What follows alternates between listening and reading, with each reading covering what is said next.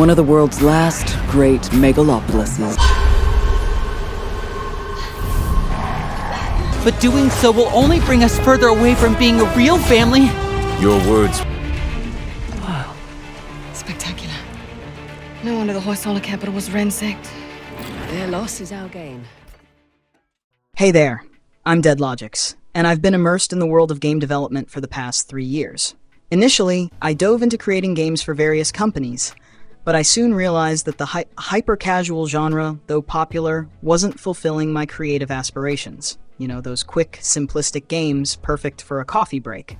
Despite having some downtime between projects, I struggled to break free from this mold. It felt like I was stuck in a creative rut, unable to find inspiration for something truly different. Sure, I picked up some freelance gigs along the way, but they often led me back to the same routine. Basic 2D or 3D games that didn't quite satisfy my hunger for innovation. Growing up, I dabbled in countless games, but I have a confession. I rarely finished any of them. It wasn't for lack of interest or enjoyment, life just seemed to get in the way. Nonetheless, there's a part of me that feels a pang of regret for those unfinished adventures. However, everything changed when I got my hands on my first gaming laptop. Suddenly, my gaming journey took on a new life. I delved into a diverse array of titles, from the adrenaline-pumping action of Tomb Raider to the epic storytelling of God of War. Sekiro's mesmerizing combat mechanics and Genshin Impact's breathtaking visuals and immersive storytelling left an indelible mark on me. They became more than just games. They were inspirations. It was the clash of blades in Sekiro and the vast, immersive world of Genshin Impact that sparked an idea in me. What if I could combine the best of both worlds into my own game? However, there was a catch. Despite my passion for game development and my proficiency with Unity game engine, I wasn't exactly a coding whiz. The prospect of creating a complex game akin to Sekiro seemed daunting, so I reluctantly set that dream aside. Yet the spark of inspiration refused to die out. Instead, it evolved. I began to envision an open-world game, a sprawling landscape ripe for exploration and adventure. And thus, a new dream was born.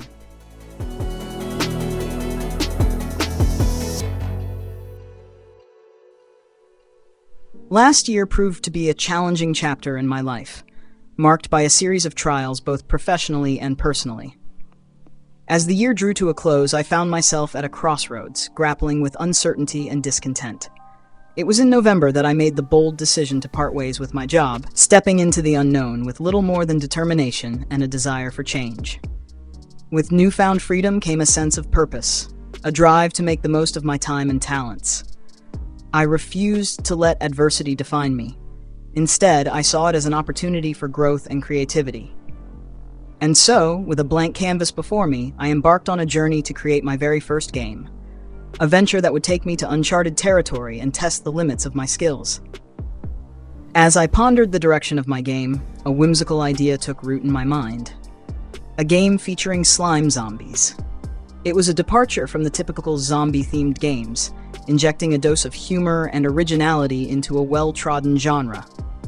Excited by the prospect, I shared my vision with friends and collaborators, eager to enlist their support in bringing this quirky concept to life. However, what began as a shared passion soon gave way to unforeseen challenges and setbacks. As the initial excitement faded, doubts and obstacles emerged, threatening to derail our progress. Despite our best efforts, we found ourselves grappling with the technical complexities of creating slime creatures, a task that proved more daunting than anticipated. With each passing day, the momentum waned, and our team began to splinter. What had started as a collaborative endeavor gradually dissolved into a solo pursuit, leaving me to confront the daunting prospect of forging ahead alone. Yet, in the face of adversity, I remained undeterred, steadfast in my commitment to see this project through to its completion. And so, with determination as my compass, I made the difficult decision to put the project on hold. Not out of defeat, but out of necessity. It was a strategic retreat, a temporary pause in the journey to regroup, recharge, and refocus. For this project, this dream, held too much significance to be abandoned, even in the face of adversity. And so I resolved to return to it one day, armed with newfound knowledge, experience, and an unwavering belief in its potential. Though the road ahead may be long and uncertain, I remain resolute in my conviction that this dream will one day become a reality. For in the world of game development, as in life, it is not the destination that defines us, but the journey itself. A journey marked by passion, perseverance, and the unwavering pursuit of our dreams.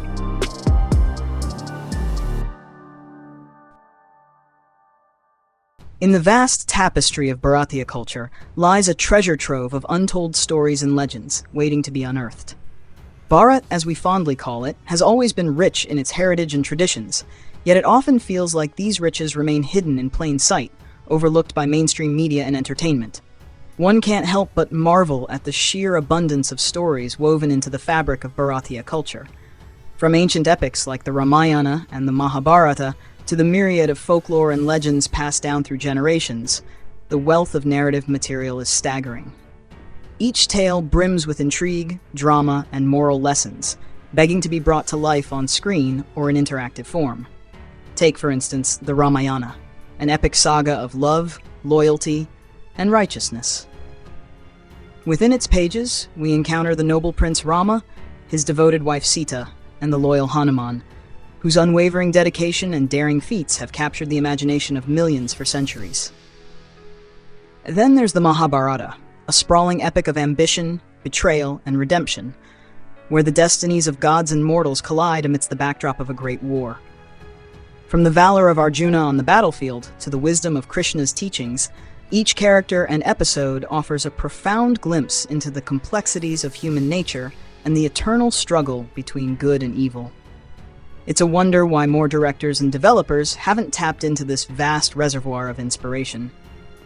The Ramayana and the Mahabharata, in particular, stand as towering monuments of storytelling, each containing a multitude of smaller stories and subplots ripe for adaptation. From the valor of Hanuman to the complex relationships of the Pandavas, these epics offer a rich tapestry of characters, conflicts, and themes that could captivate audiences worldwide.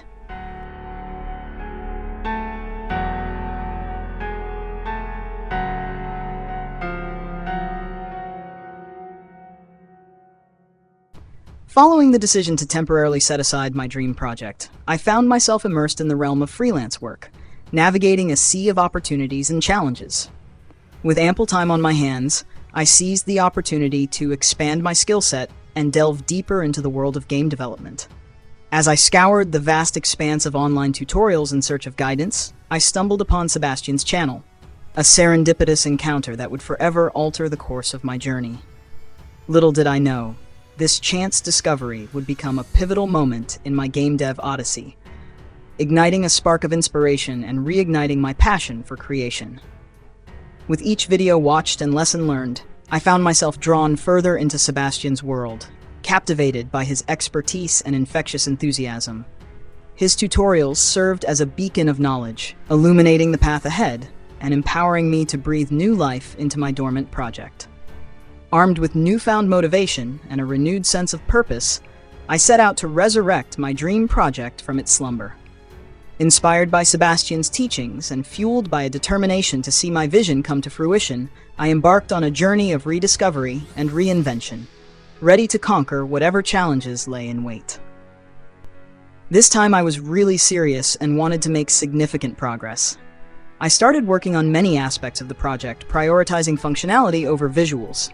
It turned out to be a great idea, and within a few days, I achieved a lot. I developed full player control, allowing navigation, interaction, and the ability to start and complete quests. Additionally, I implemented a healing system inspired by games like Genshin Impact, where players can heal near a statue. Originally, I envisioned the game as open world, but due to time and resource constraints, I decided to make it semi-open world, with certain limitations on exploration. This type of game doesn't require fully survival-based elements such as managing hunger, thirst, or fatigue, which are common in games like The Forest or Ark Survival Evolved. Instead, players will have the freedom to explore expansive environments within defined boundaries, offering a sense of freedom without overwhelming complexity. This approach allows for a more focused gameplay experience, centered around quest-driven exploration and engaging encounters.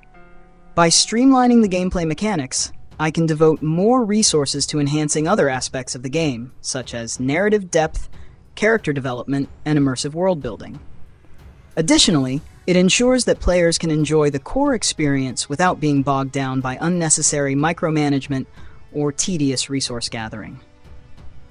Ultimately, the goal is to strike a balance between freedom and structure, providing players with a captivating gaming experience that encourages exploration and discovery without sacrificing accessibility or enjoyment.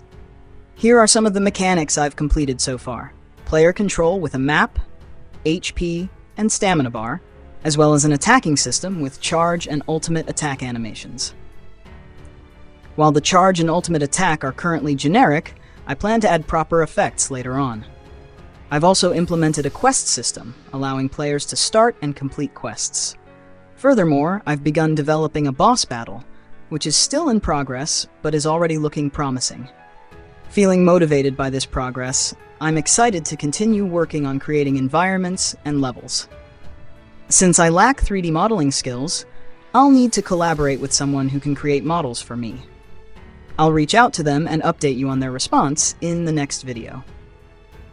As of now, you won't see any elements of Bharatiya culture in the game, as it's still in the early stages of development. However, I plan to incorporate these cultural elements as I continue to develop more quests and fights. That's all for now. I'll leave it here and continue in the next video.